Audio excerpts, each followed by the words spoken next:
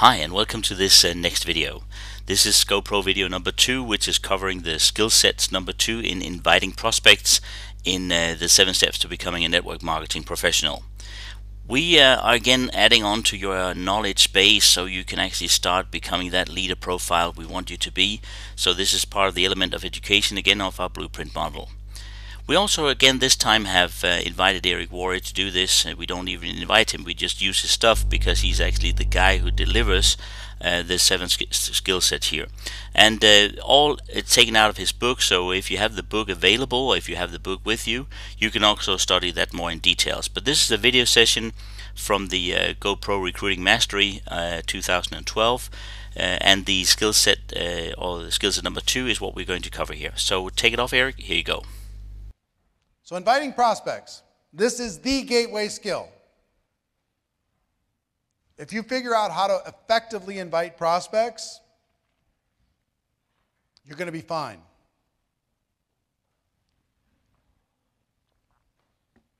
If you don't, it's over. It's the gateway skill. Either you go through the gate or the gate closes. The good news is it's learnable. We're going to give you some fundamentals that every single one of you can learn and you'll enjoy and you'll have fun. Won't be any problem. A lot of people think in order to be a good inviter, you need to have reputation and influence. That's not true. You don't have to have reputation and influence to be a good inviter.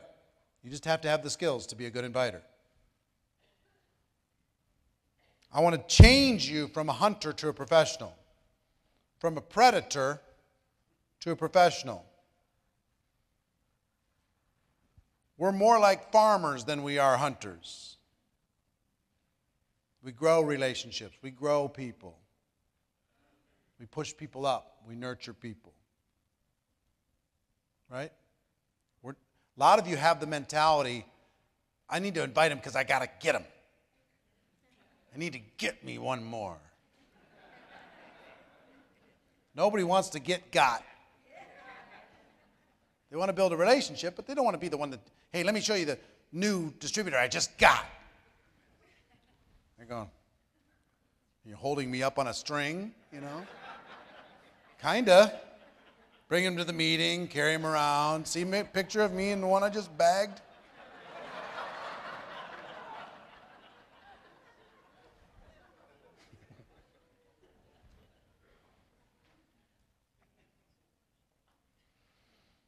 Let me give you the professional mindset when it comes to inviting. There's a mindset that professionals go into. When I struggled with inviting at the beginning, but I made up in numbers for what I lacked in skill because I would just invite. Now I blew through a lot of people. I lost a lot of good people that would have been amazing because my skills were so bad. But I made up for it in numbers.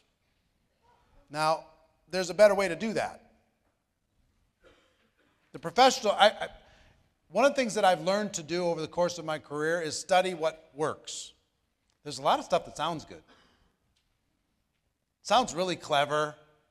Like when objections and stuff, people love to have these clever answers. Those don't really work, though. You try the clever thing, and everybody ends up a little bit mad.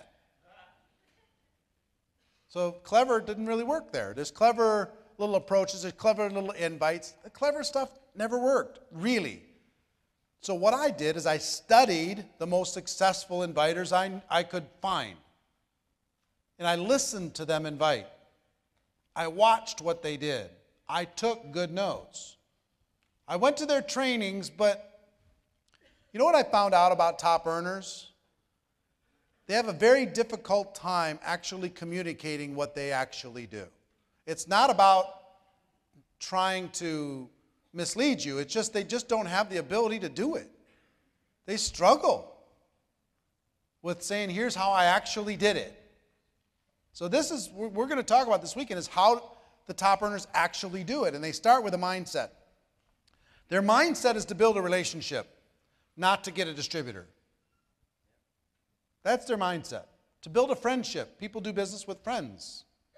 Mindset is about relationships, not about, and people will sense if you're trying to build a relationship or if you're a shark. They'll sense it. Their goal is to educate people and inspire people. Education and inspiration, that's their goal. They want people to be better because of their interaction. They want people to be inspired and see a bigger picture of their lives. They want people to understand what it is that they have to offer. It's about understanding. It's about education. See, is that different than what most people think? I got to go get this person. No, build a relationship. Educate them. Inspire them, yes. Educate them for sure. Build a relationship, build a friendship, no matter what. Their process is to, number one, build trust, and number two, transfer belief. Trust is like a bridge from one side to the other. So they build the bridge by not being a shark. They build a bridge by being a friend. They build a bridge by educating. They build a bridge by being a genuine human being. They build a bridge by not jumping on them at inappropriate times. And then once the bridge is built, they transfer belief. See, what most people try and do is they try and transfer belief before the bridge is built. And if you do that, you got to go through like 50 times the numbers to get the same result. If the bridge is built, transferring belief's no problem. You could just walk it across the bridge, drive it across the bridge, whatever. But if the bridge isn't built, you got to use like a catapult to try and shoot it over the water to get to the other side, and sometimes it might hit pretty hard. You know what I mean? Imagine a big water balloon with your story. Because you got to get it over there because you haven't built trust yet. Yeah, I got the information. I don't think it's for me.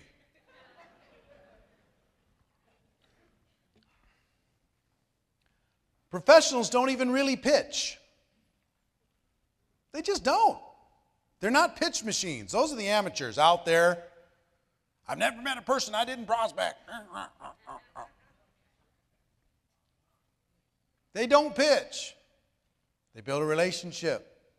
They educate. They inspire. They build trust. They transfer belief. And it becomes a natural downhill gravitational pull towards your opportunity instead of pushing the rock uphill. That's what amateurs do. That's what posers do. They're pushing rock uphill all the time. Professionals don't pitch. Also, professionals try as much as they can to get face-to-face.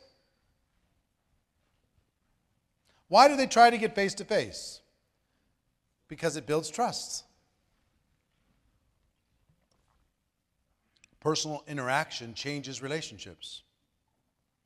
Most major decisions in your life you didn't do completely over the phone. You probably got face-to-face to be able to have some type of conversation. Why? Because you needed to have some trust built before you made that big decision. There's some leaders in network marketing that like to say, never do a one-on-one.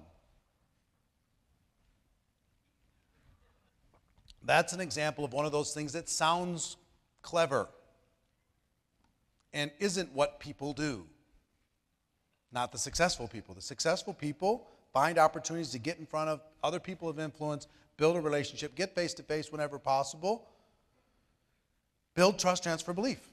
That's the mindset of leaders. You know, you notice that the $1 million earners are going, yep, yep, lived that, done that, been there, got it. I hope everybody's hearing. That's what they're all saying. All right.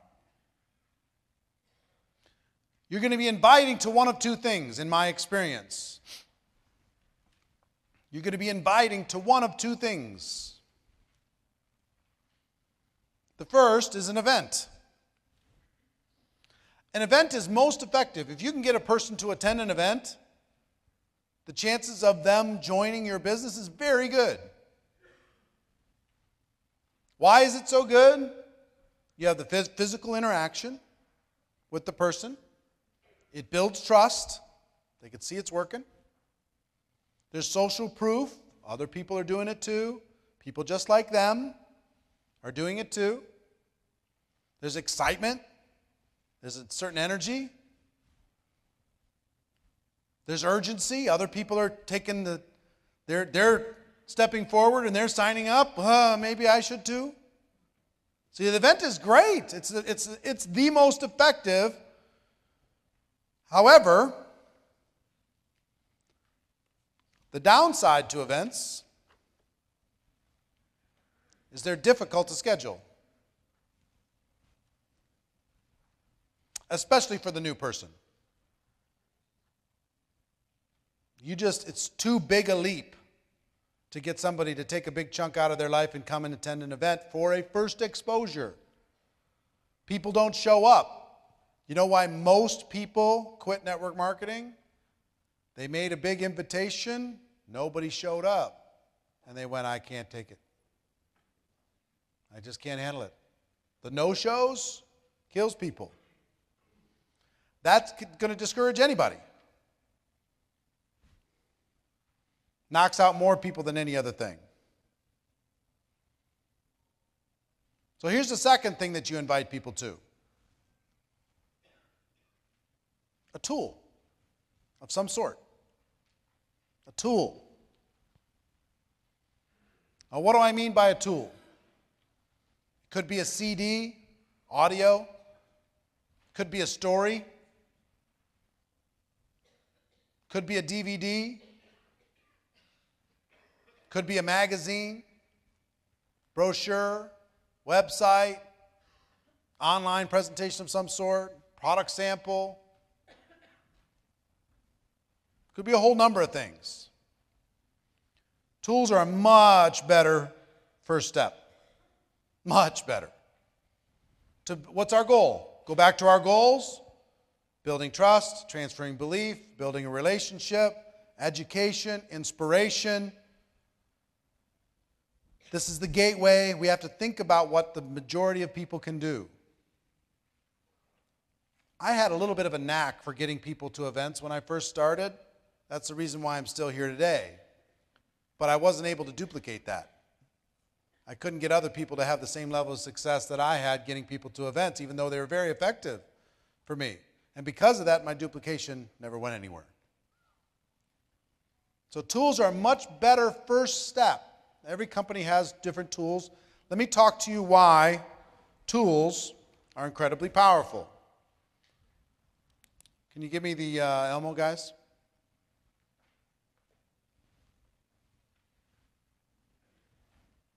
Great.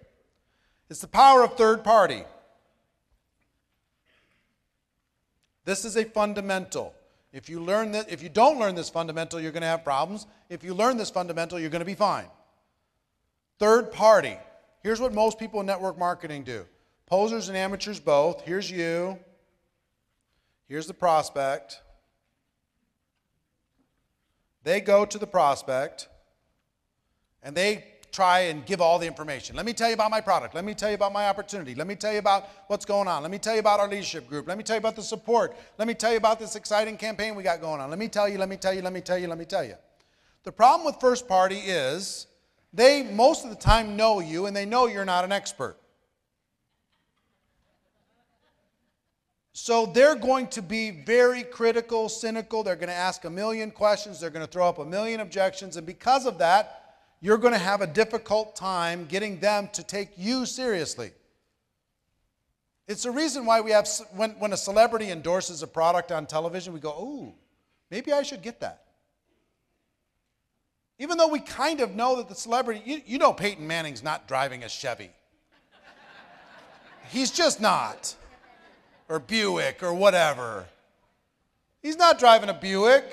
He might have one in the garage because of the contract or whatever. We know he's not driving a Buick. He's just not. But it's a cool commercial anyway. He makes it interesting, makes it more valuable, right? So if you go first party, you're only going to have a certain result. You're going to get shot down most of the time. The only people you can have success with in first party are people you have influence over. So on a scale of 1 to 10, if you have a 10 in influence, you can talk to the 8s and the 9s and whoever else is below you. You know, you're the President of the United States. You can talk to a lot of people. Hey, come with me. And they go, okay, I'll come with you. But then they go talk to people. Can they talk to 10s if they're an 8? Not with this approach. They got to go talk to what? 7s, 6s. 7s are a little close. You know, there might be some ego involved. They might have to go down to 5s to be sure of it. So they go to the 5 and say, hey, you want to do this? 5 says, well, chance to work with you? I'm in. But now what are the 5s going to do? They got to talk to 4s, but not really 4s because there's ego involved with 4s. So they got to kind of go to 3s. So they go to a 3 and they say, you know, hey, you want to join me? And they go, I don't have the money. Well, let's find the money. All right, we find the money. Get them in. Now what do I do? Go talk to people. Well, who are they going to talk to? The 2s and the 1s? And they come back upline and they say, you know what? No one can afford to join this opportunity. No one can afford it. The price of entry is way too expensive. The monthly auto ship is completely out of control. It has to do with a philosophy problem. It doesn't have to do with a reality problem. There's plenty of money in the world. There's plenty of influential people in the world. You just have to have an approach where you can talk to anybody. Not only I could talk to you, but you could talk to her, and she could talk to him, and he could talk to him. And you don't have to have a certain skill set in order to be able to have success. When it comes to influence, I mean, you don't have to have a certain amount of influence to have success. Here's what the professionals do. If you want to have duplication. Now, I will tell you, in my first 3 years in this business, I rebuilt my organization 7 times. 7 times from scratch. And here's what happens in this business. Have you ever heard this story? Here's you. And what you're going to do is you're going to recruit 5 people. And then you're going to teach your 5 to each get 5. So now you've got 25 people, 30 people in the group. And then it's the simplest thing in the world. All you have to do is show those people how to do the same thing. And now you have 125. And it doesn't stop there.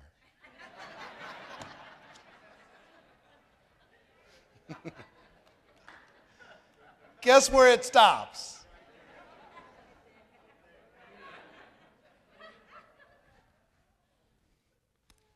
You get to live in that box of about 30 people.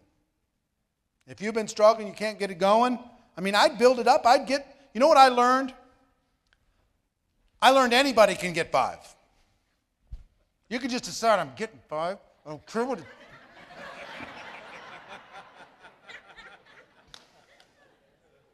Tell your spouse, I'm getting 5. I'm doing it. And you can do the next step too. You can go to your 5 and say, you're getting 5. Pick up the phone. I'm sitting here until you call somebody. You're getting 5, and you're getting 5, and you're getting 5, and you're getting 5. And I don't want to hear about it. You can do that. You can, and you'll build a team of about 30 people. But then you can't tell those 25 in the next row that they're getting 5. Can't do it. So I'd build. I'd get I'd get 5, 6 people recruited. And you know the story I tell you, you've seen this plates, you spin the plates, a vaudeville act, put it on a stick, you spin the plate. Ready to go, Mike? Yes, I am. Put him on the stick, spin the plate. Hey, Mike's going. Woohoo! Zzz, I have a downline. Yes. This is awesome. Then you go to the next one, get him up. You ready to go? See Mike, he's spinning. You can go too. Zzz, you got 2. I got 2. I got 2. I'm spinning them both. Then you can get 5 or 6, right? You can get them spinning just on your own effort. Now here's what happens. Some of them spin better than others.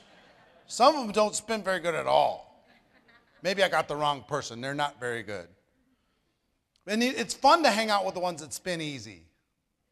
Oh, they're excited. They got a good attitude. So you hang out there, spinning over there, and you go over there. You see the one that just got started. You got Mike. He's going spin. He's about ready to drop. Wah, wah, wah. Whoa, come on, Mike. Get back on the call. Come on. Try that product again. Come to the company convention. Come on. Right? Then that's just with 5 or 6. And they told me this was part-time. This is not part-time. It's ridiculous. It's not. That's level 1, folks. That's your front line.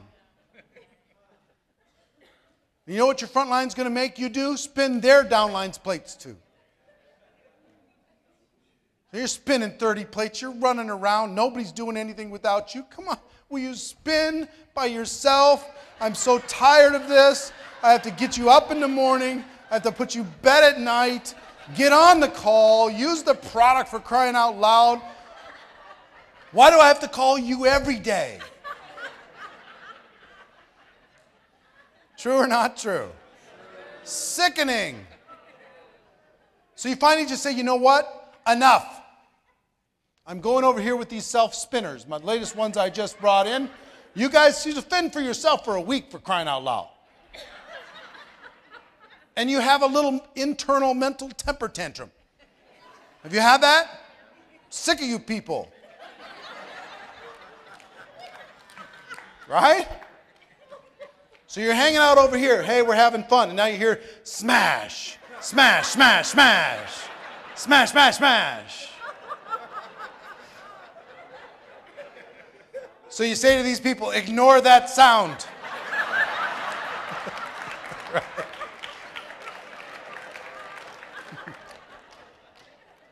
They just lost the faith.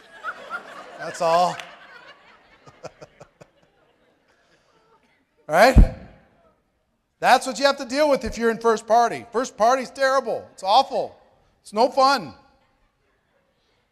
If you want to live in this box for your entire career, stay engaged in first party. It will feed your ego and it will steal from your future. You'll feel good because you got a posse and they're looking at you and you're listening to you. And you have an entourage of people who follow you and hang on your every word. And after the meeting, you're in the corner with your little group. And let me tell you what we're going to do. Been there? Been with your little group in the corner? Then when you're done with the meeting, what do? They go to the casino. They're done with you.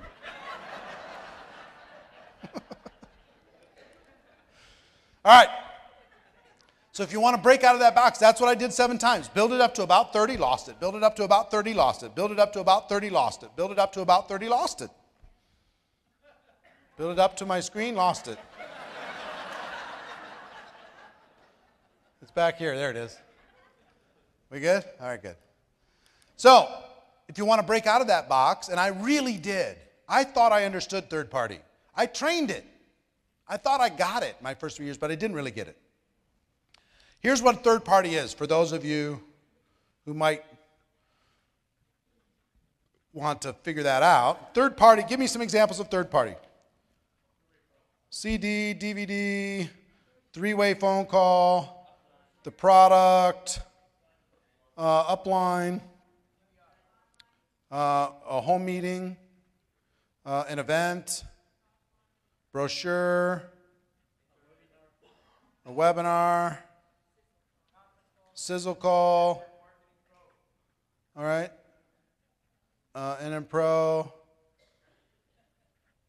a story is third party because it's not you.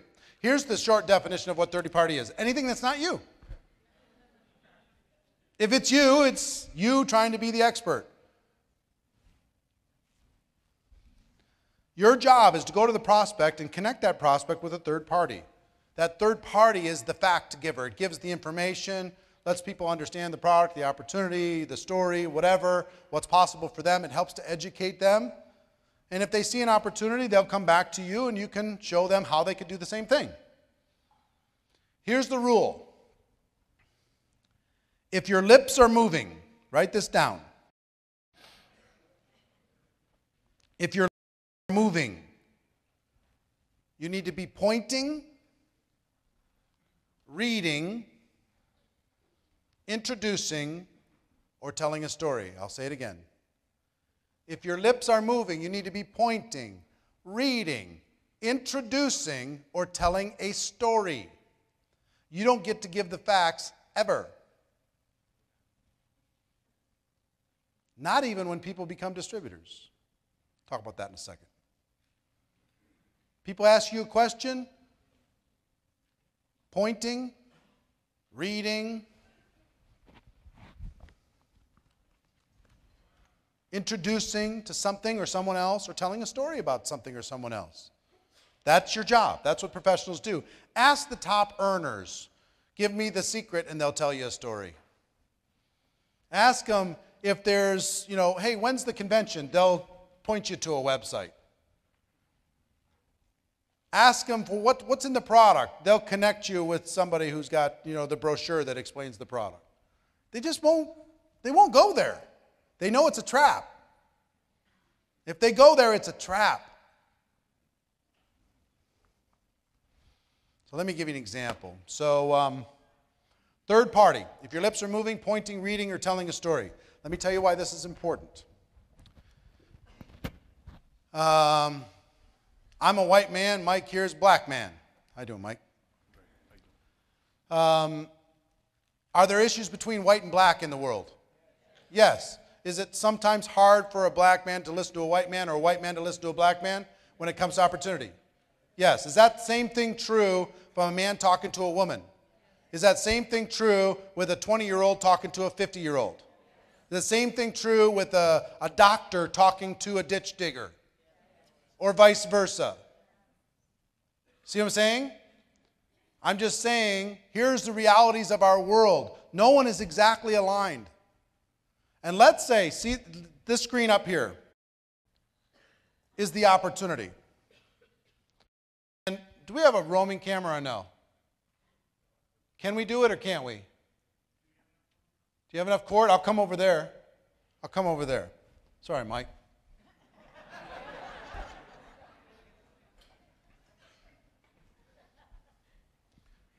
All right.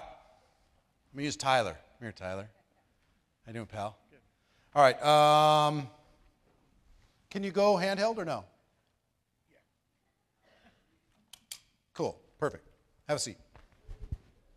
Go right behind Tyler's shoulder. Give him his point of view. Okay? Now let's say we're going to go to that screen over there. Sorry to just keep killing you. No, I'm going to go to this screen right here. Can you get it so the screen is, and you can see the screen? Got it? Boy, look at how many screens. Cool. Okay. Now, if I'm talking to Tyler, actually I'm not going to talk to Tyler. Switch around. I'm going to talk to Mimi. I'm talking to Mimi, man talking to a woman. Okay, can you get down again? And I want you to be able to see that screen, right? Can you see the screen? He can see the screen. Okay. Now I'm talking to Mimi, and I'm sharing the opportunity. And I'm saying, Mimi, you would be great at this. You'd be unbelievable. You'll be able to tear this thing up. The opportunity's on that screen, okay? You'd be unbelievable. Can you see right now what's on that screen? No, I can't. She can't see it. Why can't she see it? Because I'm in the way. She has to see it through me. This guy that she may or may not relate to. Okay? She has to see it through me. So no matter who you're talking to, they have to see it through you, and that they might not see it. You're reducing your chances by like 90% if you take a first-party approach. So what I need to learn how to do is introduce myself to Mimi in a way that builds trust. And watch this. Watch the screen.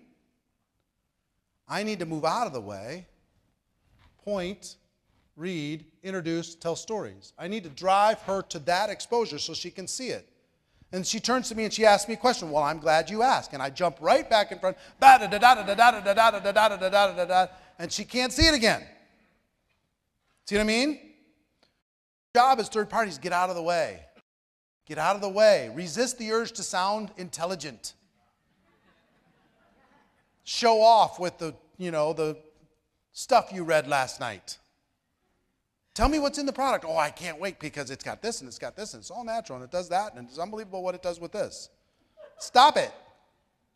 Say, well, there's a brochure that explained it all better than I could, and you drive them to the exposure that way. You see what I'm saying? You get it?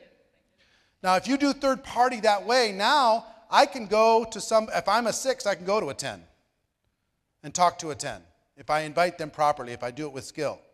A man can talk to a woman can talk to a man. People from different races, backgrounds, cultures, experiences, countries can talk to everybody.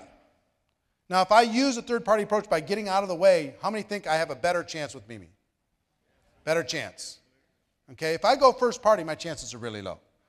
Thanks for being flexible. I appreciate it. Is that good?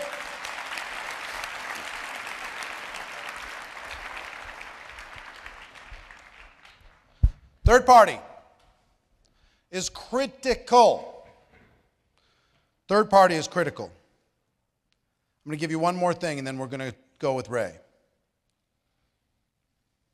Let me give you the formula for financial independence in network marketing. The formula for financial independence in network marketing. Would you like to know what it is? Here's what it is. How did we get back there? All right, I'll catch up.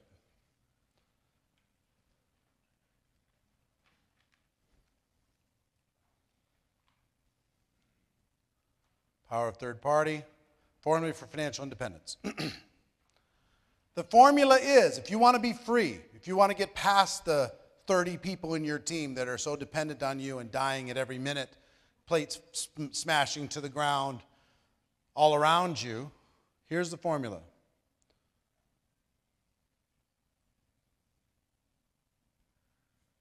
Your ability to get a large group of people to do a few simple things consistently over an extended period of time.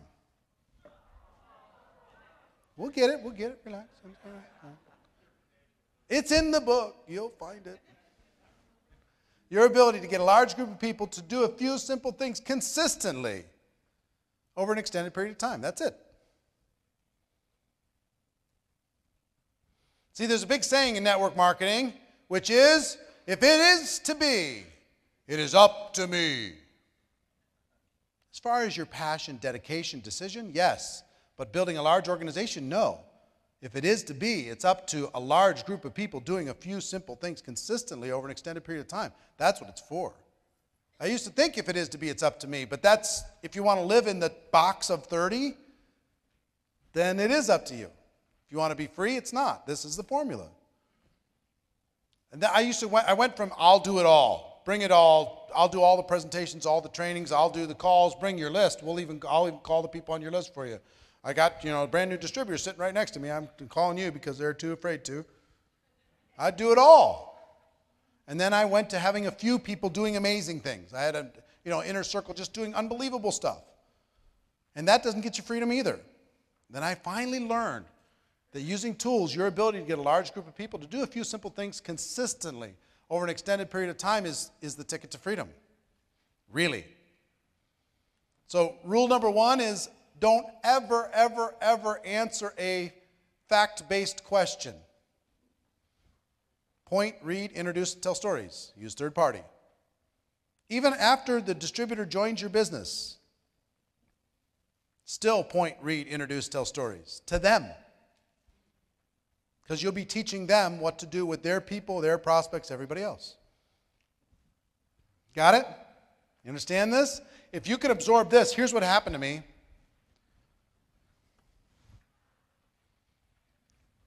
I went from a revolving door of constantly having about 30 people on my team to Eric.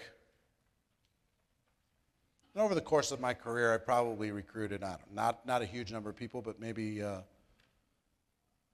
500. That's over 25 years. It's not that much as a professional, you think about it. And I've built organizations totaling over 400,000 distributors around the world. How? The formula for financial independence. That's how. How did I get free? I went, okay, I'm going to trust this. 5, 25, 125? What? I finally had people, after 3 years, I finally had people in my team I didn't know. It's an amazing experience. Some of you know what I'm talking about. That first time somebody comes up to you at a convention and says, I want you to know I'm a leader and I'm in your downline. I've never met you, but I'm in your group. I just wanted to say thank you for the inspiration. And you want to say thank you for not making me spin that plate. Thank you so much. You did it on your own. I love you. We were talking about the formula for financial independence. Remember? Your ability to get a large group of people to do a few simple things consistently over an extended period of time. Right? Your ability to get a few people to do a large group of people to do a couple things consistently. Right? I got to tell you, this philosophy, once I got it, it changed everything. There's a couple campaigns, handful of campaigns that changed my life. I want to share some of them with you. With me?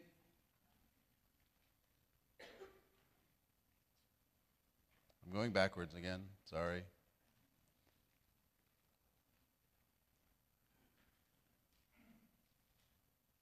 Tool campaigns.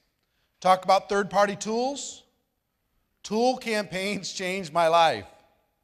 Really. Tool campaigns can change your life with your business.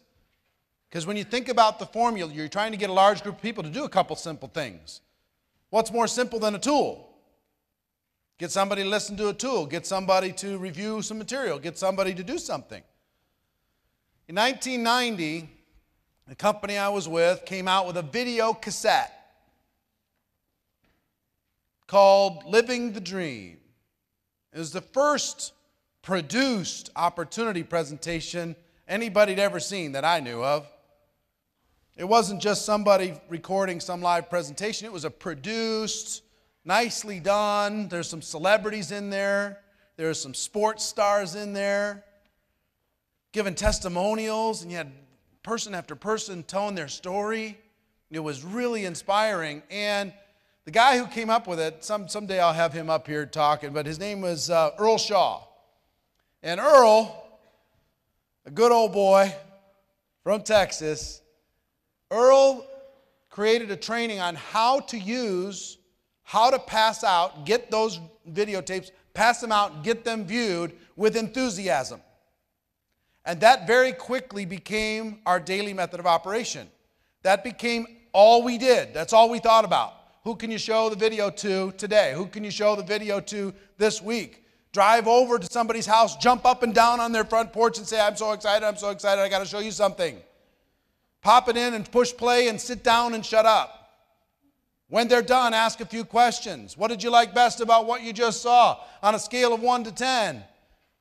Where do you see yourself as far as this opportunity? And are you prepared to get started? That's it.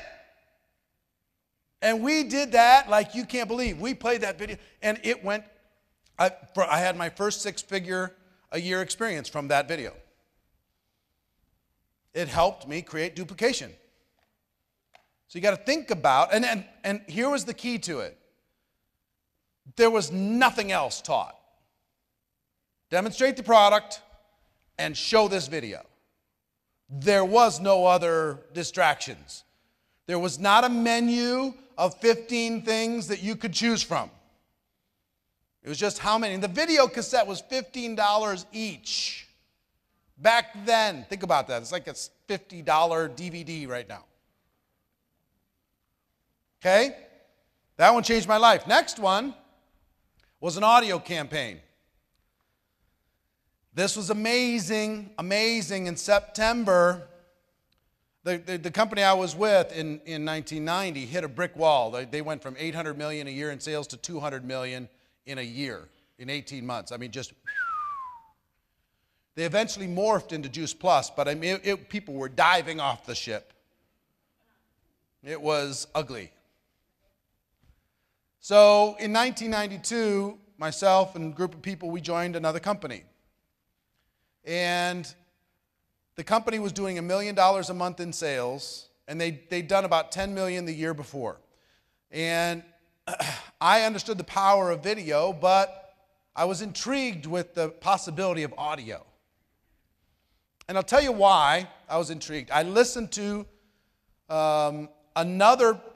a presenter from another company, his story. He had an audio cassette, and it was him live telling the story. And that audio cassette was so interesting and so intriguing to me. I didn't want to join his company, but I really liked the audio. So I went, I wonder if we created an audio cassette for our company, and there was nobody else to do it, so I created one. I literally wrote the script, word for word, borrowing heavily from everyone in the profession, creating a really compelling, about 20-minute long audio cassette called A Career Choice. It was the name of the company, ... A Career Choice. Okay? And the front of that audio cassette was the presentation, me doing the presentation. And I did it in a studio, and we did it with nice music, and I did it with a lot of energy, and it was tight. It was really good. And the other side was just filled with testimonials of people who had life-changing experiences, about 20 minutes worth of testimonials. And I got to tell you something. I miss audio cassettes. I miss them. There was something about audio cassettes for network marketing that I really miss, and I'll tell you why. You put an audio cassette into your car, it starts wherever it starts, and then when it's done, it flips over, and then it keeps going. Then when it's done, it flips over again, and it keeps going. When it's done, it flips over again, right? So you get this value of repetition. If it's entertaining enough, people listen over and over and over and over and over again. They'll keep listening. So we created this audio cassette, and we came up with a campaign that was stellar. The audio cassette was 50 cents each, which was exactly our cost. 50 cents each. It came in a little cardboard sleeve.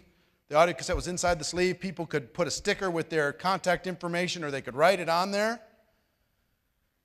And in 8 months, we moved 1 million audio cassettes into the market. 1 million audio cassettes. You know how we did it? We told everybody, start with 100. Everybody who joins starts with 100 audios. Your job is to get the 100 audios out into the marketplace. Listen to somebody in your first week to 10 days. Your job is to get to everybody as quick as possible. Say, there's something amazing you got to listen to. Listen to this and call me as soon as you're done. And hand it off. If I gave you this audio cassette, would you listen? Here it is. Right? So they'd start with 100, and then we taught them 2 a day after that. 100 blasts to get it going, and then 2 a day. So if you have 1,000 people in your organization, all of a sudden that's 100,000 in 10 days. That company went from $1 million a month in sales to $14 million a month in sales in 4 months. A lot of leadership, a lot of effort, a lot of momentum, but I'm telling you, that tool tore it up. And they were everywhere. People joined the company because they bought a used car and one was in the glove box. I saw them in overhead bins in the airplanes. I saw them on carousels going by themselves at the airport, around and around. We taught people 2 a day. Get them out there. Your ability to get a big group to do a couple things, right? You cannot go home and go to sleep until you get 2 out. Do what you got to do. So there's people who literally, they would get home and they say, I only got, they put 2 in their pocket at the beginning of the day. They just didn't go home until, didn't finish it. They'd own Vegas. They just go around, see those people with those little pamphlets? They'd do that with the audio cassettes. They didn't care. The goal was to send them out and let them have a life of their own. See what happens. There were people literally, one of the top earners in that company, you know how they joined? They went to the gas station, they put the thing into their gas, into their car, they squeezed the nozzle and they looked up, and on top of the gas pump was an audio cassette.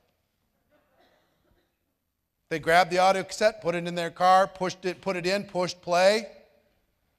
2 weeks later, they called the person because they'd listened to it 30 times. Became one of the top 10 earners in that company. Audio program changed my life.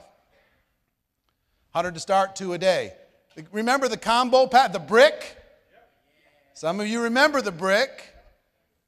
I was with the company in 1999. We created a combination pack that was 1 part video cassette, 1 part audio, 1 part magazine put into a self-mailer package, and the goal was to get those out, bang, bang, bang, put them in the mail or hand them to somebody. And if I would you, what did that do for growth? Remember? Was there anything else that we did? It was pretty much that. It was really laser focused. So think about in your organization, what few things can you use with tools to invite people to? We're going to teach you how to invite in this session. To invite people to in order to get a large number of people to do it. Do you have a CD? You know, I'm a big believer personally in tangible tools. Yes, the internet's good for speed, but tangible builds trust on a much higher level than the internet does, as far as network marketing is concerned. My suggestion to you is either your company has it or you should work with them to encourage it, to come up with a simple, centralized tool that you can drive as a basic method of operation. Get 100, 2 a day, inexpensive, blast it out, and create a campaign where everybody knows exactly what they need to do. Okay? All right. Video campaign I did in 2006. Exploded growth. I made $7 million between 2005 and 2011. Big part of that was a video campaign that we created there. Okay, let's talk about inviting. There's 4 emotional rules for inviting. And I will tell you right now, inviting is emotional. So you've got to, here's what the professionals do. Rule number 1, you have to emotionally detach from the outcome. Emotionally detach from the outcome. Your goal is education,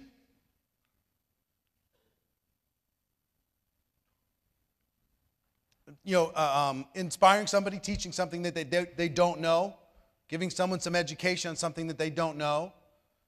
Your job is to try and transfer that information to them. Regardless, the professionals don't really treat someone like they're hunted. They just go to them, they're emotionally detached, they build new relationships like we talked about. Number 2, be yourself. Some people turn into a completely different person. And they're just not themselves. So be yourself, but be your best self. Be your most energetic self. Be your most passionate self. Be your most positive self. But be yourself. Number 3, bring your passion. What did Mike say? People are paying more attention to the passion than they are to the words. That's totally true. And number 4, posture is important. Why did I talk to you about these things earlier today? You have the gift. Have compassion. Don't allow somebody to kick you in the face. Just don't allow it. Just don't be that person that would even welcome it. Your posture, be strong, be positive. And I will tell you, when I first started, I was none of these things. I was emotionally very attached, especially to family and friends. If they didn't join, I was just depressed. I was not myself. I tried to be this other person. My passion, I was more interested in the right words than I was the passion. And my posture was apologizing for network marketing at every turn. Didn't even really realize it. It was on a subconscious level. And part of it is I was insecure because I was 23, 24. I didn't think anybody'd listen to me, and I had 18 jobs, and I was more attracted to what? The past or the future? the past. I was living the past. I was owning the past. So anyway, before we do that, let's talk about posture for a moment. We're going to do a series of exercises, but I need your support. I'm going to have you get up and do some things.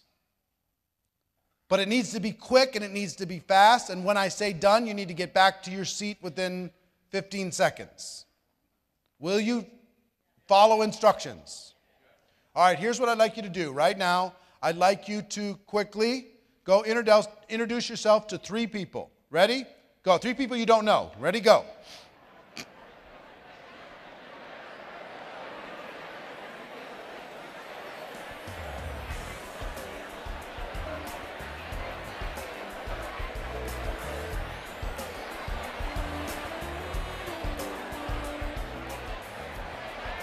As soon as you're done, go back to your seat. As soon as you're done, you should be done by now. Back to your seat. Ready? 15 seconds. 15 seconds. Back to your seat.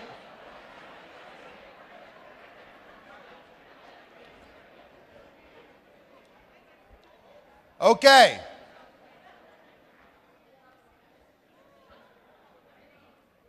Now, I want to teach you something about posture and about energy. I want you to think about the best friend you have in the world. Okay? And I want you to imagine you haven't seen this person in over a year.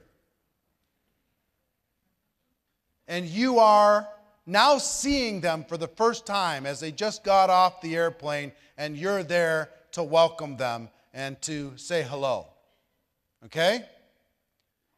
Now, here's what I want you to do. I want you to imagine that exact energy, your long-lost friend, your best friend in the world who just got off the airplane. I want you to now stand up and go greet 3 people with that energy.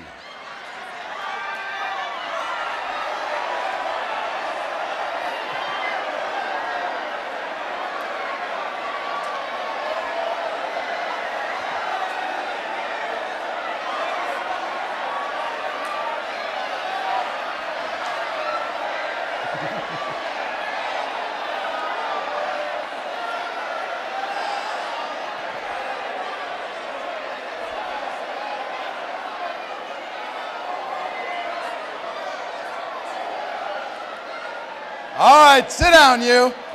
Where you been?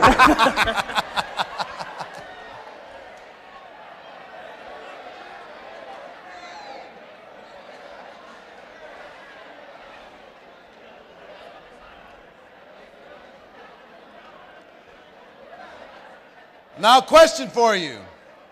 Did you notice the difference? This was with strangers.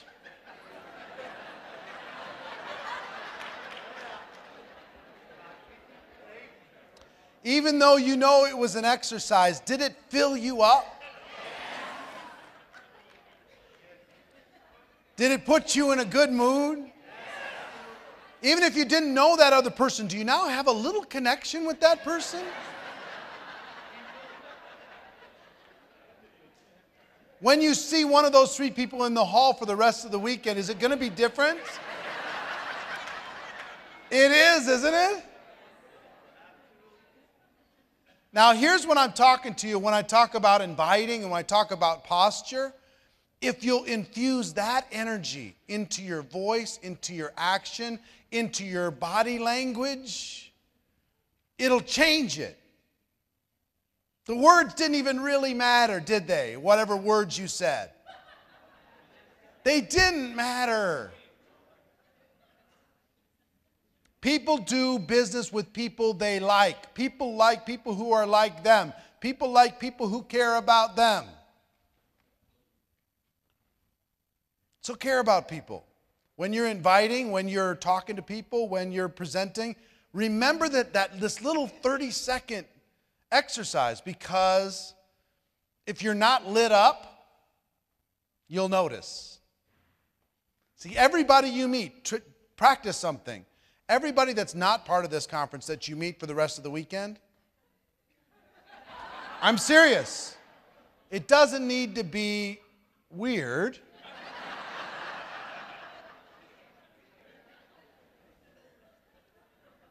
It doesn't need to be long lost friend. They're like, who are you? But it can be energetic, positive. You see somebody in the hall, you're having a great day, and you send them. You can literally look at somebody and you can send them passion, energy, enthusiasm. And you know what they're going to say most of the time?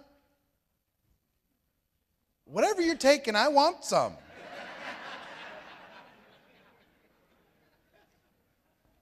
What are you doing here? Are you in a conference? What's going on? They'll start asking you questions when you exude that kind of energy. Truthfully. Okay. Let's keep going. 8 steps to a professional invitation. That sounds like a lot. It's not a lot. Just relax. 8 steps to a professional invitation. When you put all the steps together as a network marketing professional, you'll find that you can do this entire thing in under 3 minutes without any problem at all, doing it all professionally, on point. Step number 1, with every single invitation, when you're inviting somebody to a tool or an event, right? You're going to be inviting somebody to do one of those 2 things. The first step, the first thing out of your mouth needs to be, listen, I don't have a lot of time. I'm running out the door. Be in a hurry. Okay? Let me go through all the 8 steps, and then we'll talk about each one. Number 2, compliment the prospect. Number 3, make the invitation. Number 4, the most powerful question in all of network marketing, if I would you. Number 5, confirmation number 1, get the time commitment. Number 6, confirmation number 2, confirm the time commitment. Number 7, confirmation number 3, schedule the next call or the next exposure. And number 8, get off the phone. Don't undo what you just did. Okay? Those are the 8 steps. Got them? What page is it on, Gina? 46, 48? Okay, all right. Well, it's in there. Plus, you have the other book. You got the script book too. It's all there. Okay? So you got the 8? All right, cool.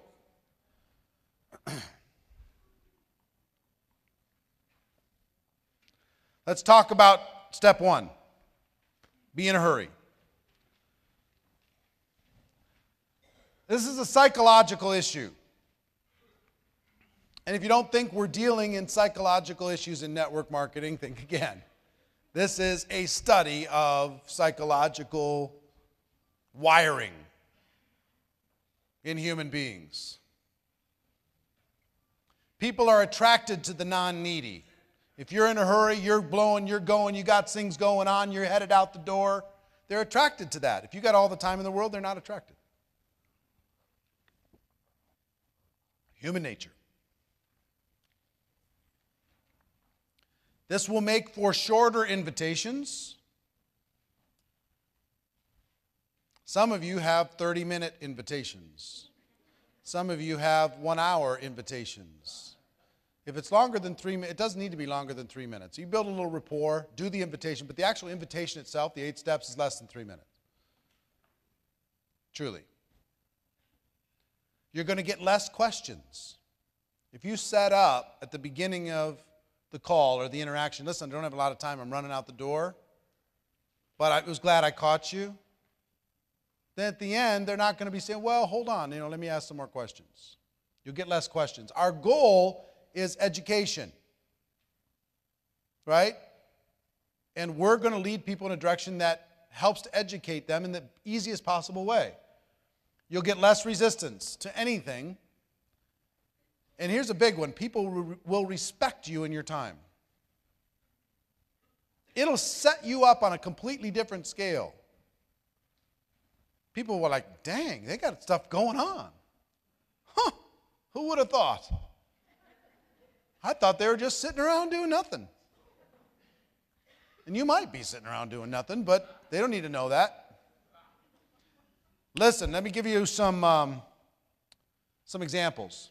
I don't have a lot of time to talk. It's really important I reach you. Do you have a minute?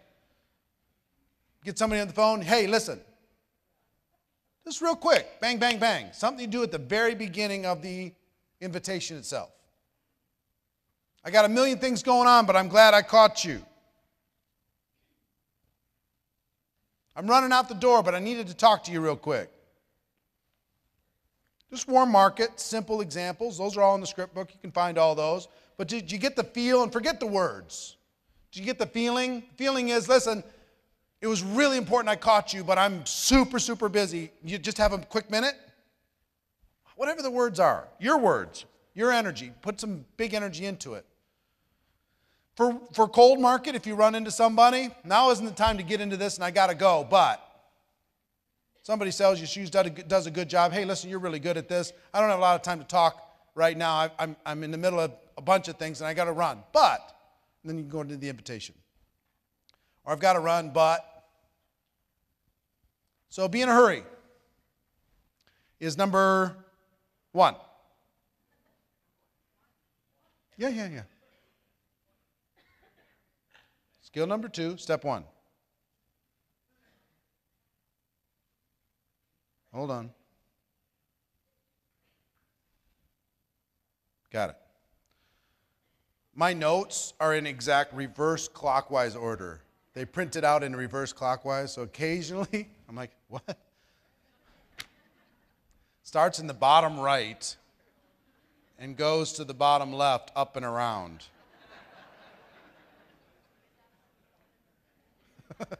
I don't know why. So anyway, with this step, focus on the concepts, not the words. Here's the concept. You're busy, you've got a lot going on, you're excited, and your time is short. Okay? Got that? Pretty simple, right? I will tell you this is a muscle that you must exercise. You've got to do it at the beginning of every interaction. If you do it, this one simple little thing will increase your invitation results 10 to 20%. Just that. 10 to 20%. Psychologically, it sets everything up. Step 2, compliment the prospect. Compliment the prospect. Top network marketing professionals do this as second nature. They're just great at this. This is critical. It opens the door to communication. It builds instant rapport. And it will double your results overnight. Double your results overnight. So, let me give you some examples. You've always been successful, and I've always respected the way you've done business. As an example, these are in the script book, so don't worry about writing it down. You've always been so supportive of me, and I appreciate that so much. Say this to every family member and close friend. If you go to your brother-in-law and say, look, one of the things I appreciate about you the most, you're always supportive of me. And I really appreciate that. Now he has no place to go.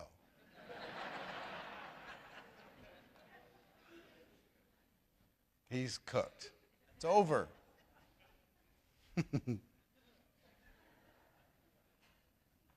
You've got an amazing mind for business and can see things other people don't see.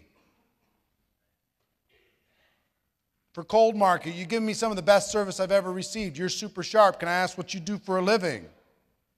Here's the steps or the critical part of the compliment. It's got to be sincere. Find something you like about somebody and tell them. Compliment them. Find something. Some people are harder than others. I really appreciate your shoes. Yeah, your shoes. No, I'm just kidding. You can always find something about someone. You can compliment them. You can give them some support and encouragement. Now, the top distributors do this everywhere they go with every one of their people. They're just constantly complimenting their downline. They're complimenting the person who just joined. They're complimenting the person who rank advanced, the person who attended the event. They're complimenting in every, hey, you look sharp. Whatever it is, they are constantly, it's part of their nature. Professionals are doing this all the time. Now, here's what I want to do. We're going to role play, okay? Now, you really got to work with me. To have 1,000 people do this all at one time is unique, okay? I want you, we're just going to focus on the compliment right now. What I want you to do is I want you to, when I tell you to, stand up, find 3 people, and give them a heartfelt compliment. Okay? And then they can do the same. I'll tell you when. Relax. And people will come do the same to you, but once you've given and received 3 compliments, then go sit back down. Are you ready? Go. Once you're finished, go sit back down. Once you're finished, go sit back down.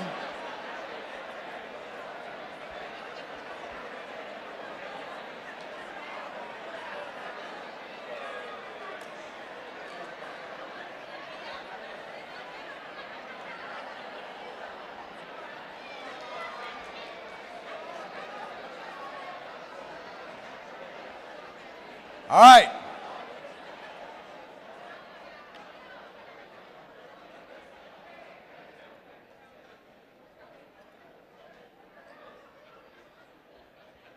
No exchanging room keys.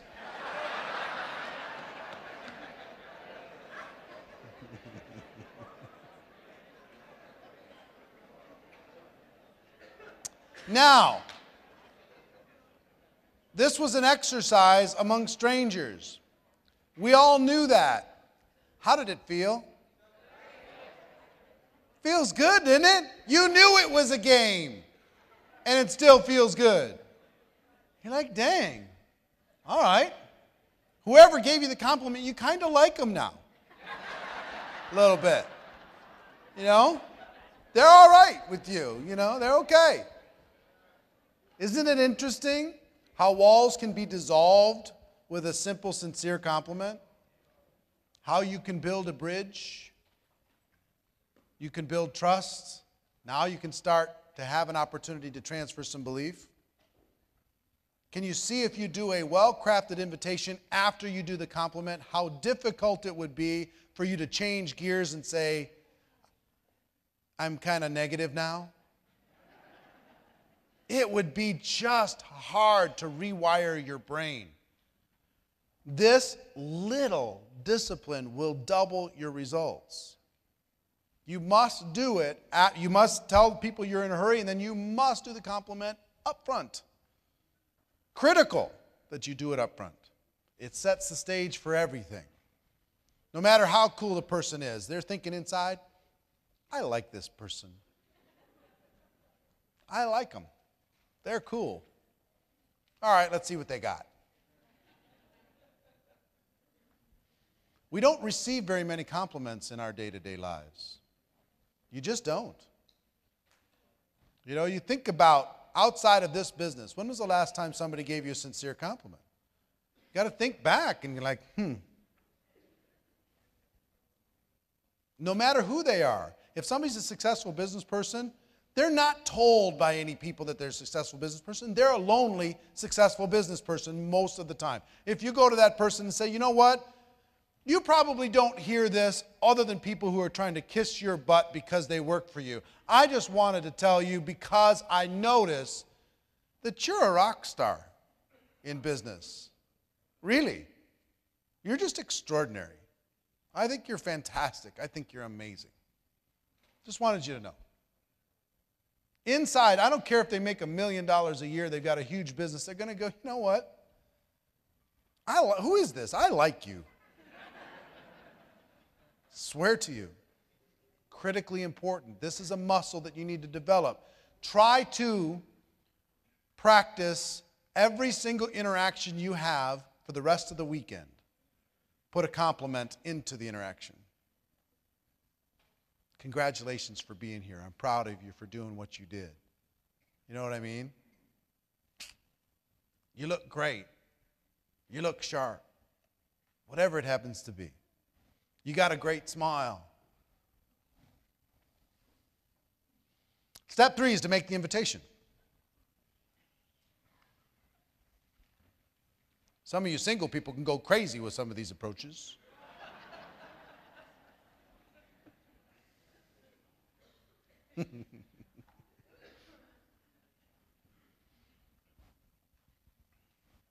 Make the invitation.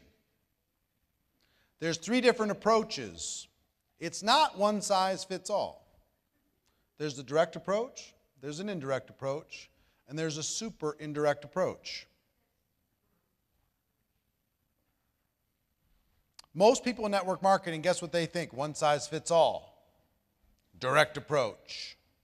Guess where you can use a direct approach? With people that look up to you. You've got your inner circle that you can call those people and say, hey, get over to my house, hurry up. But there's not a lot of people you can say that to. There's people who've always wanted to do business with you. You can use the shortcut if you want. It's a little dangerous. I think the direct approach should be used maybe 10% of the time. 10%. This is when I'm talking to Albert and I'm saying, I've got something for you. Right? Direct.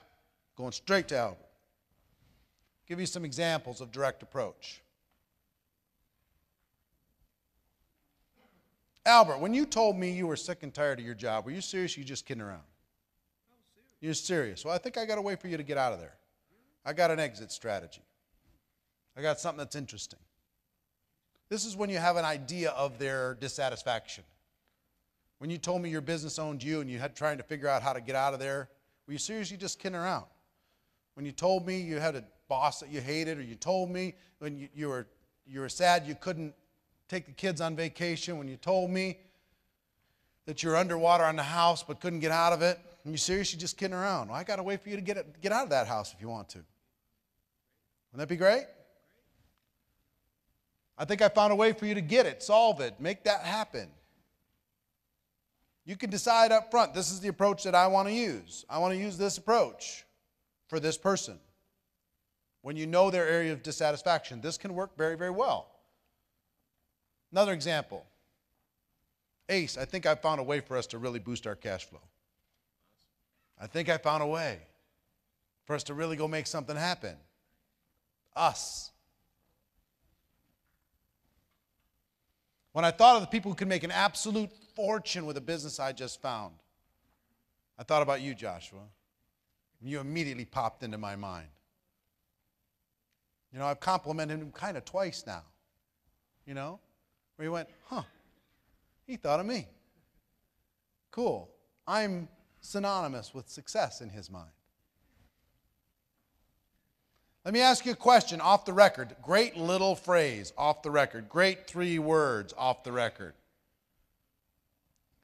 Take the off the record out of there, and if I go to Janice and I say, let me ask you a question. If there's a business you could start working part-time from your home that would replace your current income, would that be interesting?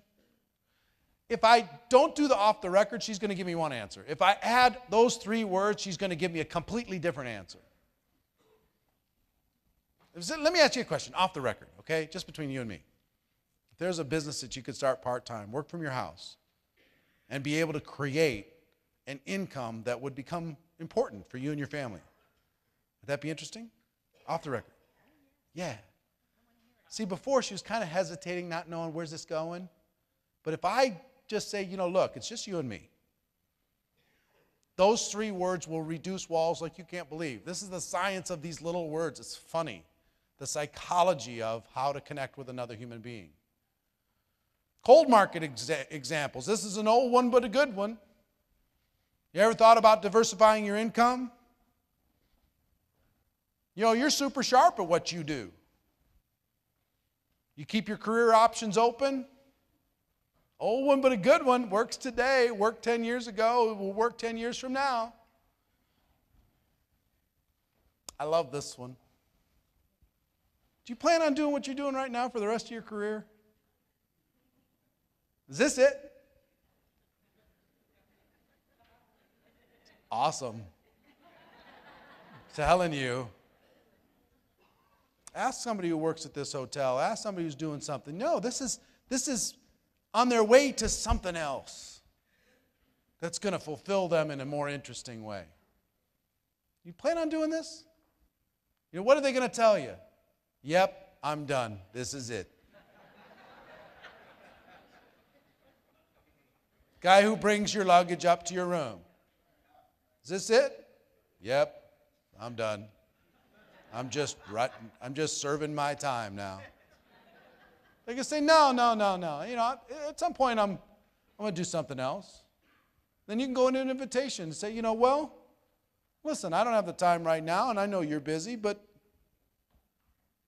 if I had something that could give you an exit strategy from what you're doing right now into something that made you happy, fulfilled you, would you be open to that?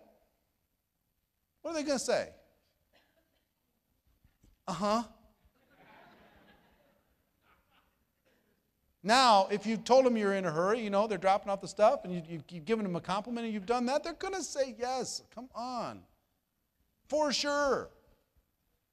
What you want to do is ask questions that end with, of course.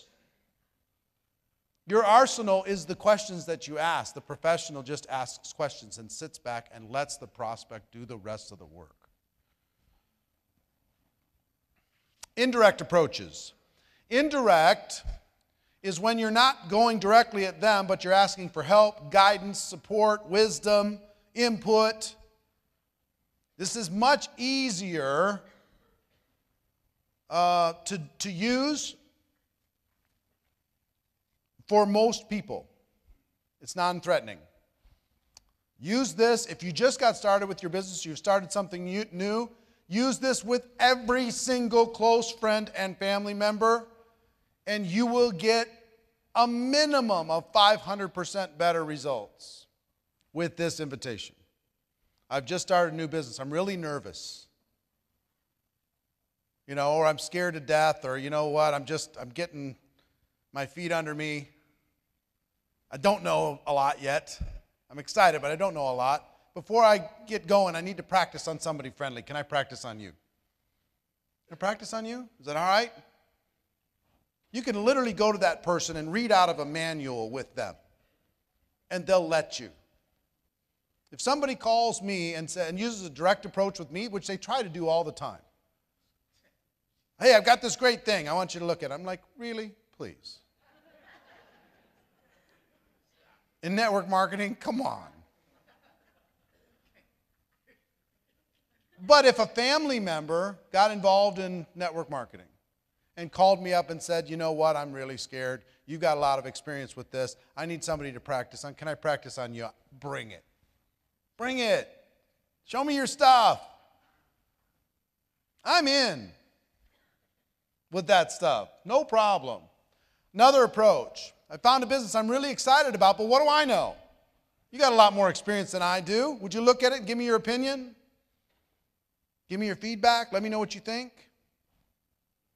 I got a new business that's expanding in your area. Do me a favor and look at it so you can give me your opinion if it's going to work in that area.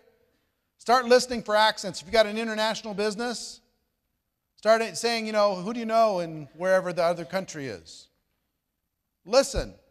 Would you mind if I got their contact information? Because I want to send something to them and see if they think it'll work in their market. It's a great approach. Super indirect. Let me back up. Super indirect. Now, direct approaches. Do you have your script book? Pull it out. Pull it out. If you got it around, pull it out. So I'm going to have you practice a little bit. I'm going to give you super indirect approach, and then we're going to come back and we're going to practice. This is very nuts and bolts, but it's very important. Practice, rehearse, play with it. Go to your friends and family and read them these questions while you're practicing. Super indirect approach is what you use for highly influential people. People that can't hear any other approach. Here's the message. The business I'm in clearly isn't for you. You're too successful, you're powerful, you're, master of the universe.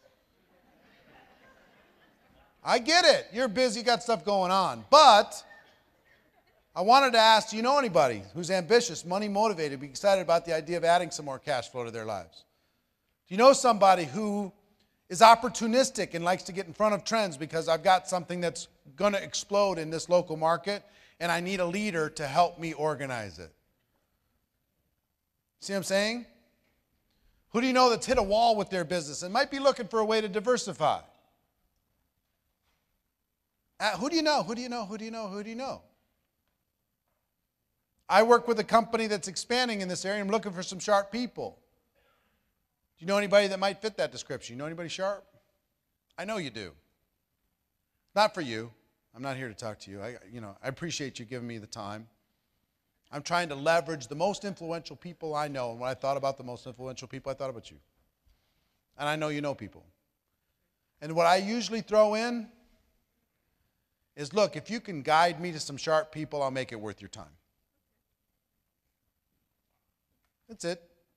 If you can guide me to some sharp people, I'll make it worth your time. What does that mean? Yeah, I'll give you a referral of some sort. Based upon what they produce, whatever. I'll make it worth your time. Okay? Now, if they give you can use this, you can go into any marketplace in the world, and you can use a super indirect approach, or an indirect approach, or a direct approach, and launch a market. Give you an example. If you were dropped into New York City or anywhere, you could go into every single car dealership in the entire city. You could walk in and say, listen, I need to talk to the number one salesperson. I can't talk to anybody but number one. I'll wait. Number one comes and says, can I help you?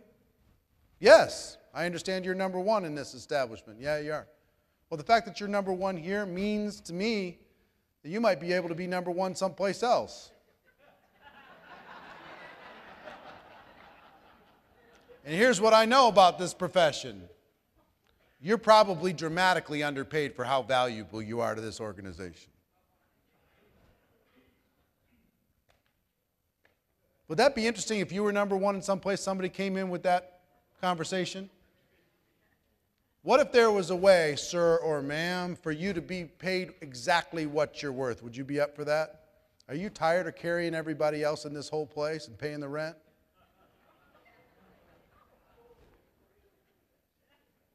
Was that a compliment or a dig? It was a compliment. You're carrying all these other people that are underperforming you. You're the performer. You're the producer. You're the one doing it all. The owner's loving you. Where are they today? Oh, they're not in? I can show you how to get out of here, man. Do some big stuff. Swear to God. Could you have that conversation? You could. Now, is that bold? Yes, but you know what? What do you have to lose? Could you treat that as a social experiment? You could do that at a Vegas car dealership and no one would ever know. Couldn't you? There's not 5 of you that would have the guts to do it, but if you did, the story'd be interesting.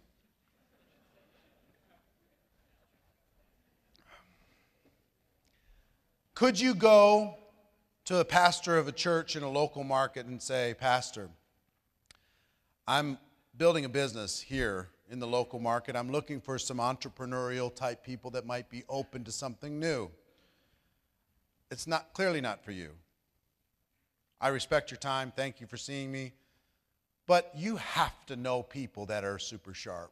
You've got to. Can you point me in the direction of some of them? And if it works out, you know, I'll make it worth the church's while. Happy to help. Could you go to the Chamber of Commerce? Could you go to the real estate office and find the number one person? Could you go and use a super indirect approach with those people if you wanted? Could you use an indirect approach? Can you help me? Do you think it'll work in this market? Would you look at it for me? Tell me what you think. I'm trying to expand. Or you could use a direct approach. Do you want to get out of here? I can help. Okay? See what I'm saying? You don't have to be limited by your circumstance. Here's what I want you to think about. An ounce of preparation will pay you forever. Have the discipline to do one simple thing. Before you pick up the phone, determine what you're going to be inviting them to and what approach you're going to use.